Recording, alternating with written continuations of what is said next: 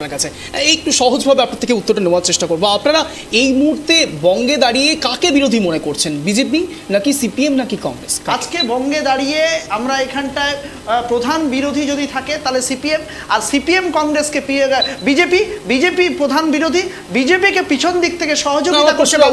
উত্তরটা ক্লিয়ার হলো না, উত্তরটা ক্লিয়ার হলো না। কংগ্রেস পিছন দিক থেকে বিজেপিকে সহযোগিতা এখনো ক্লিয়ার হলো না। আমাদের তিনজনই বিরোধী। তিনজন কি আপনারা বিরোধী মনে করছেন? একদম 100%। সর্বশীর্ষে কাকে রাখবেন? সর্বশীর্ষে আমাদের প্রধান বিরোধী থাকছে বিজেপি।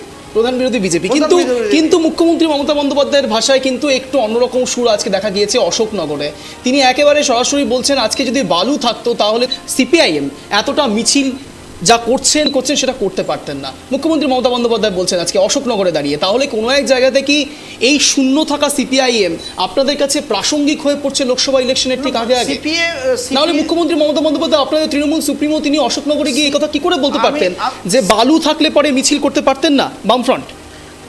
দিদি মমতা বন্দ্যোপাধ্যায় বলেছেন, কারণ ওইখানটায় ইসেতে আপনার হচ্ছে দক্ষিণ 24 পরগনা, ওই জায়গাটা শান্তি শৃঙ্খলা মধ্যে দিয়ে মানুষ ছিল, এবং সেখানটায় হচ্ছে আমাদের জ্যোতিপ্রিয় মল্লিক বালুদা, সেখানটায় প্রত্যেক মানুষের উন্নয়নের জন্য কাজ করেছেন।